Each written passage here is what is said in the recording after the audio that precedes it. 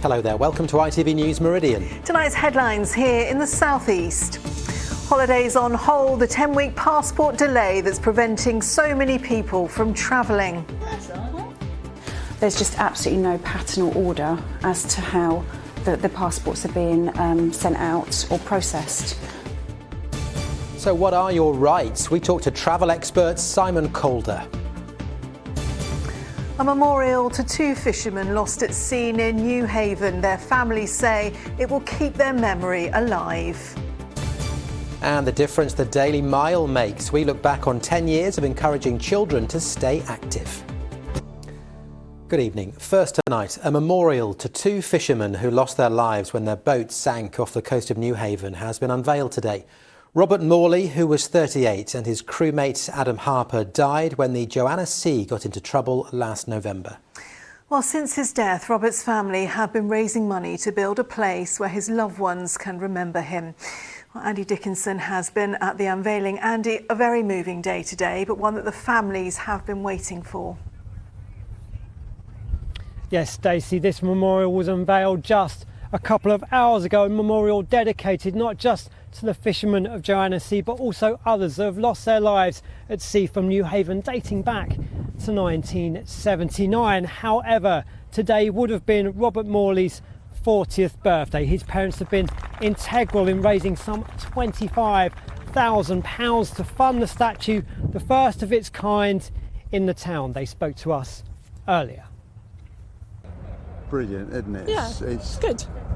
It's great. It's a memorial. It's not just for Robert or Adam, it's for all fishermen. This memorial now, we thought it was only going to have 3 names on it. It's got 6 names on it, and they're all local fishermen that have died at sea. And we needed it. We're a fishing port. We need a memorial. Well, Robert Morley was 38 when the Joanna Sea sank off the coast here at Newhaven on November the 21st, 2020.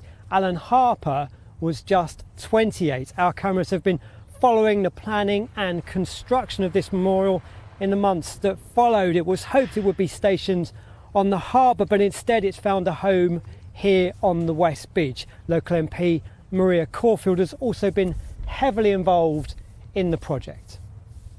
I just think you just can't imagine, you just wake up one morning and they were woken up in the middle of the night that the boat was, there's been problems on the boat, and then the hours waiting to see what was happening. It's just been over a year, so a very short period of time. I just can't imagine what they've gone through, and I hope in some small way this just helps them feel that the whole town is behind them in helping them come to terms with things. Well, as you can see, the sculpture itself is bronzed and based on a bait ball with mackerel swarming around whitebait, a fitting and moving tribute. Andy Dickinson, thank you for that. In other news, climate activists sabotaged petrol pumps and blocked the entrance to the forecourt at Clackett Lane services on the M25 near Sevenoaks earlier today. The group Just Stop Oil began its demonstration at 7 a.m. this morning, with members gluing themselves to the pumps. They're calling for the government to end new oil and gas projects in the UK. More than 20 people have been arrested. The forecourt has reopened. Cheaper agency workers hired by P&O Ferries to replace sacked seafarers did not know how to use life-saving appliances, according to a new report. A total of 23 failures on Spirit of Britain were found by inspectors from the Maritime and Coast Guard Agency. Fast rescue boats were not properly maintained and oil filtering equipment was not working. There were also issues with working conditions and fire safety systems. Spirit of Britain was detained following the inspection on April the 11th before being cleared to sail on April the 22nd. A man from Brighton has been jailed for 9 years for raping a teenage girl 17 years ago. Mark David Hughes raped the girl 3 times during a night in April 2006 after they met through mutual friends. The victim came forward in 2018, which led to his conviction. The 36-year-old will be registered as a sex offender for life.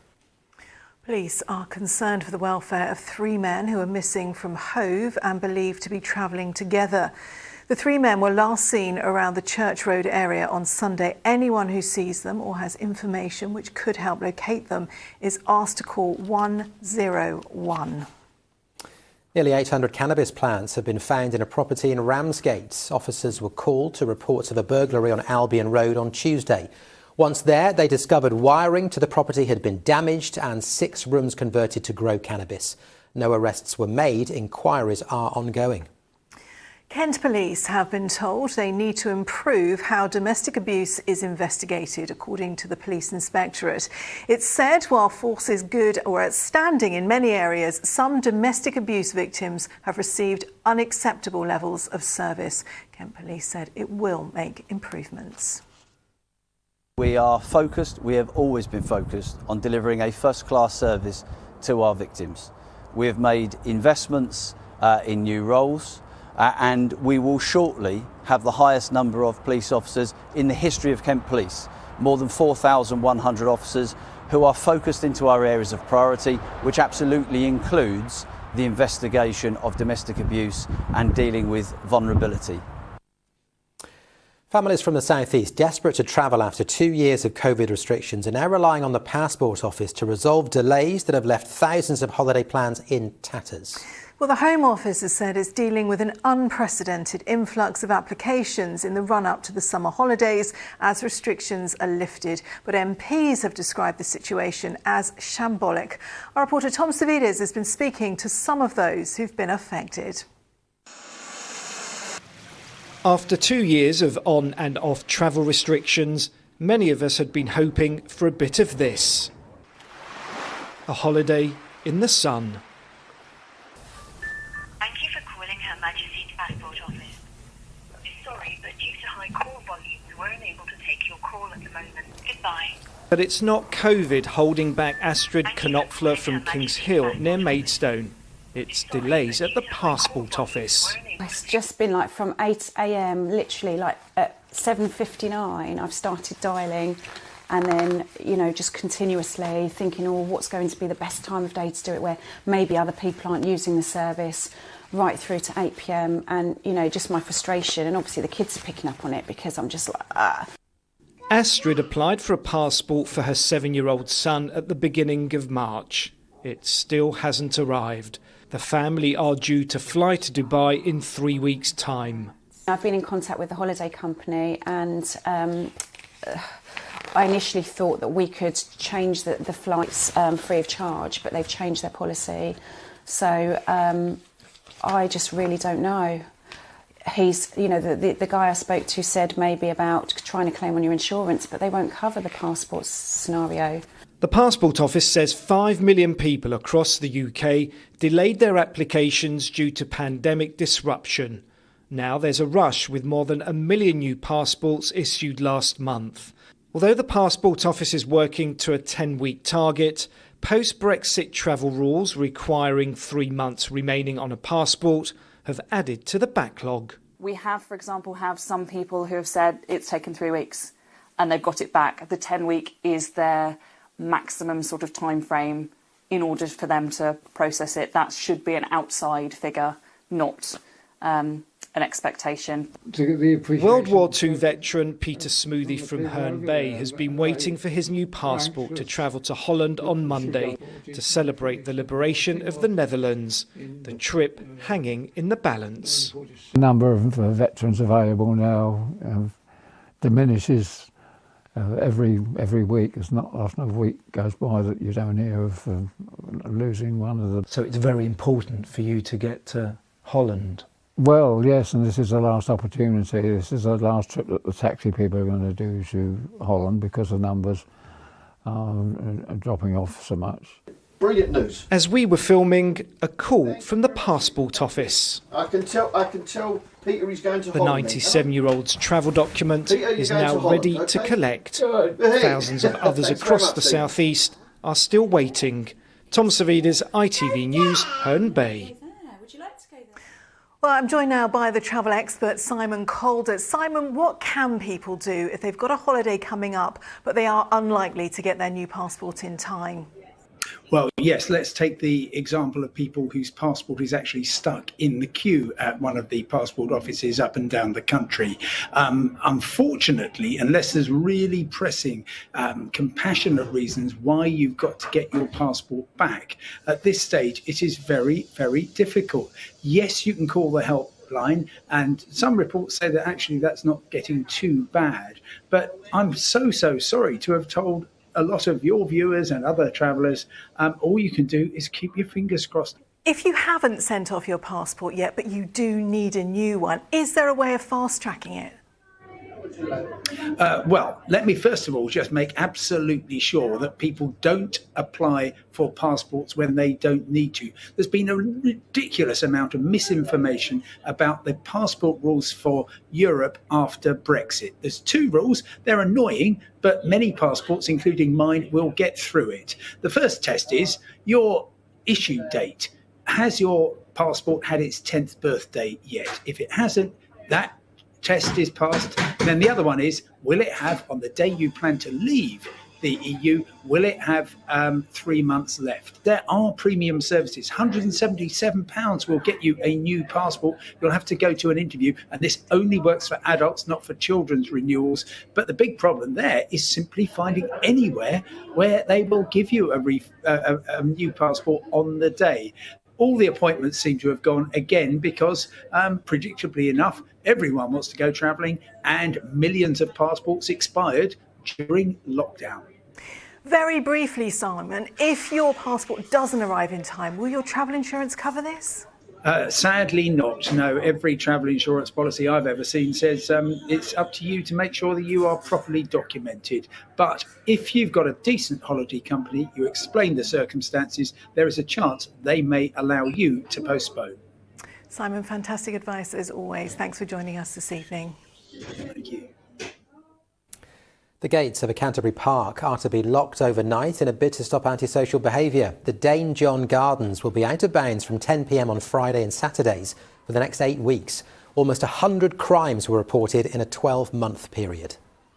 Work to restore a 100-year-old war memorial in Sheerness has now been completed. Almost £90,000 has been spent to improve accessibility and add almost 1,000 names that were missed off originally. The site commemorates all the islanders who fought and died in both World Wars. Now you're watching ITV News in the Meridian region. Coming up, the difference a daily mile makes. We join children in East Farley near Maidstone going the distance and staying active at school. Well, for more on all our stories, you can of course go to our website. itv.com/Meridian is the address. You can get in touch, details on the screen, and don't forget to follow us online.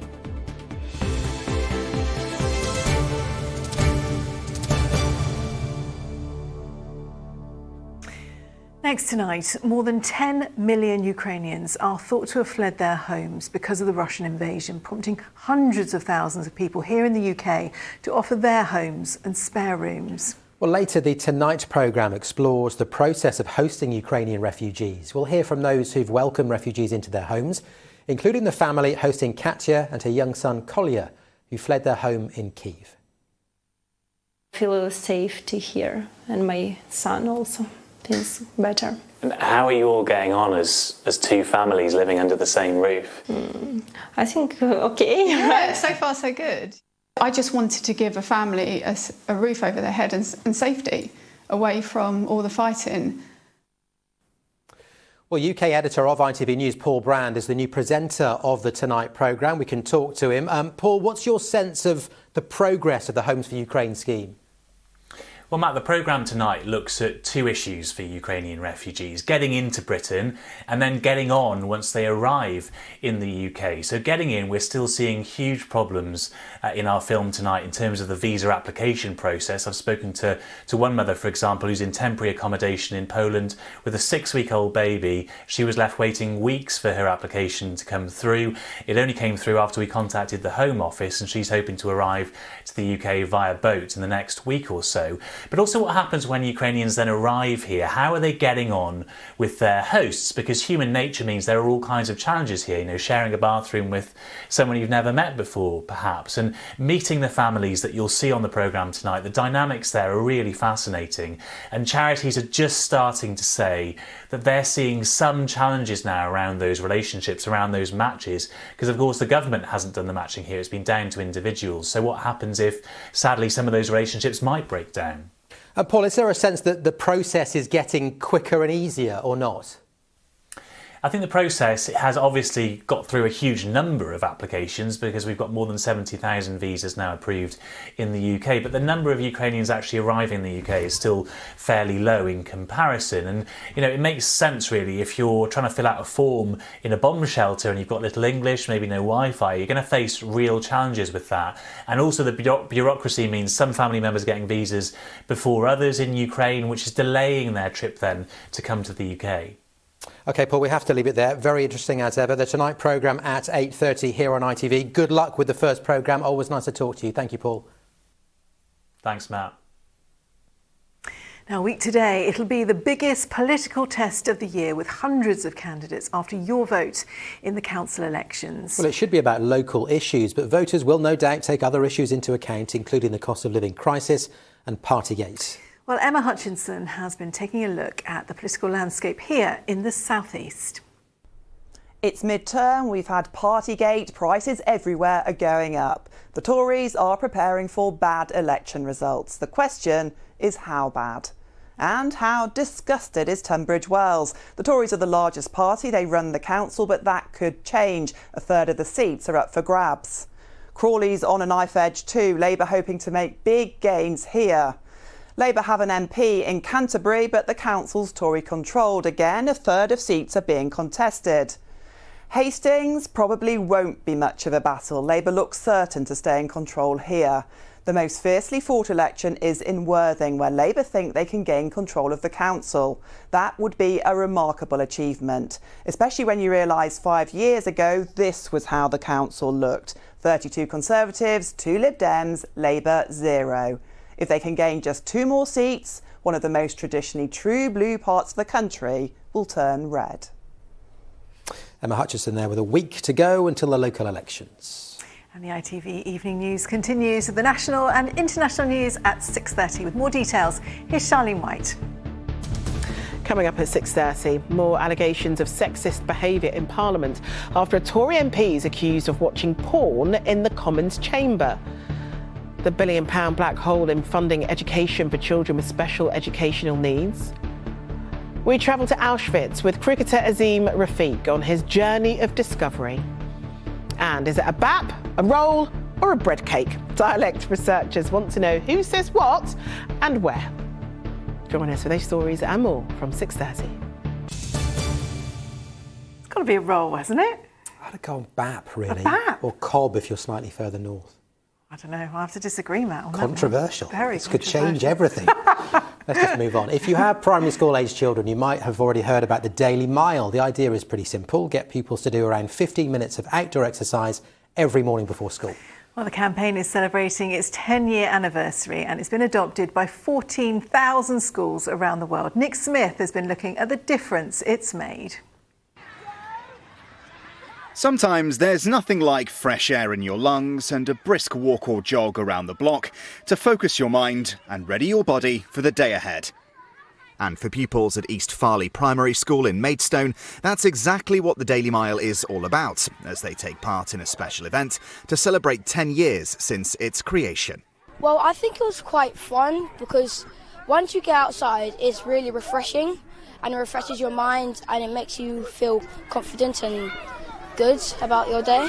I really enjoy that it keeps us all fit and you're not trying to beat everyone else, you're just trying to beat your personal best. We started the Daily Mile in September 2019 and it was the result from our parents really being really interested in improving the physical activity that was taking place in the school, and actually the initiative started with parents supporting us getting it up and running, so it was a fantastic way of involving the community in the life of the school. It's the whole school, so it starts right from when they're in year one during the summer months, and then our early years classes join later on. You also get to run with the younger years and you get to cheer them on, and I find that it's really fun, and like when people stop, I find it really nice that I would run with them.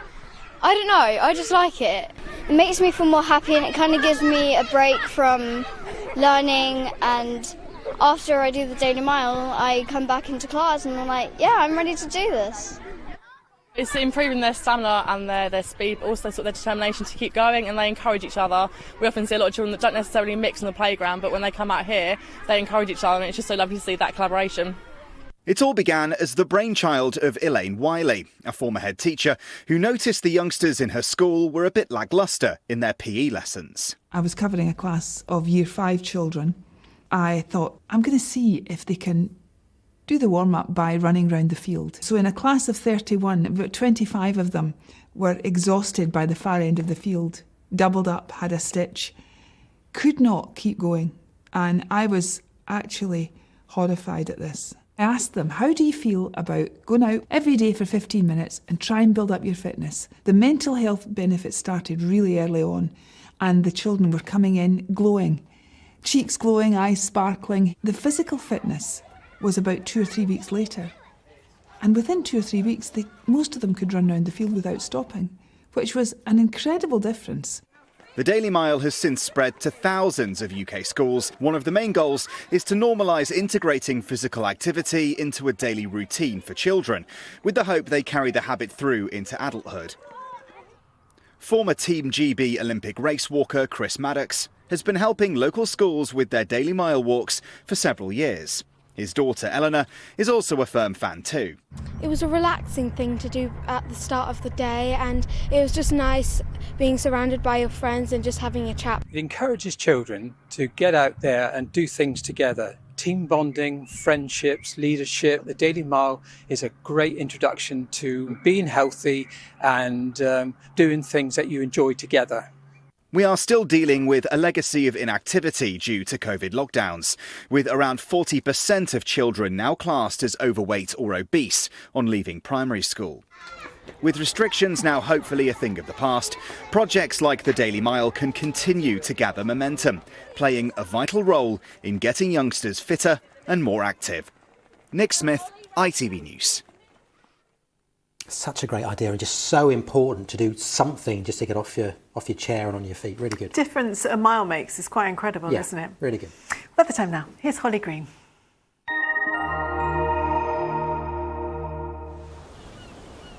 Feels like home, whatever the weather. Valent Boilers and Heat Pumps sponsors ITV Meridian Weather.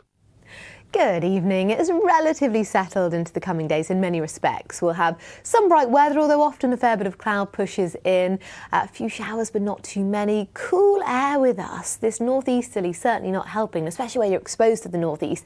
It does feel a bit on the chilly side, and the nights are chilly as well. Some rain arriving, I think, for potentially Sunday. Some uncertainty about the timing on it, but yes, potentially some rain heading our way, and perhaps a few showers into Bank Holiday Monday as well. The bigger picture shows high pressure dominating, keeping us settled. You've got that northeasterly, of course, flowing around it. And then this is the feature we're watching for Sunday.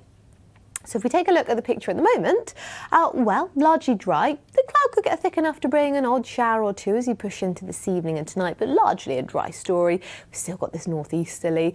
More in the way of starry skies as the night goes on. And these are typical temperatures, so a bit on the low side. And actually, I couldn't rule out just a touch of rural frost in one or two spots. So I think that'll be the exception rather than the rule. You might get away with a bright start tomorrow morning, but cloud does tend to thicken through the course of the day, and actually Kent could just catch a few showers there coming in off the North Sea. A breezier northeasterly for tomorrow. I do think you'll notice that, and again you see that contrast in temperatures around the coast and further inland, and actually values across the board probably a bit lower than we've seen today. Our high tide times, you've got Margate there at 12:27, just the one. And finally, the outlook. So hopefully on Saturday, some spells of sunshine. I think that's probably the best day of the weekend. Sunday, we could start to see some patchy rain, maybe an odd shower or two into Bank Holiday, but perhaps largely dry. Take care. Valent sponsors ITV Meridian Weather.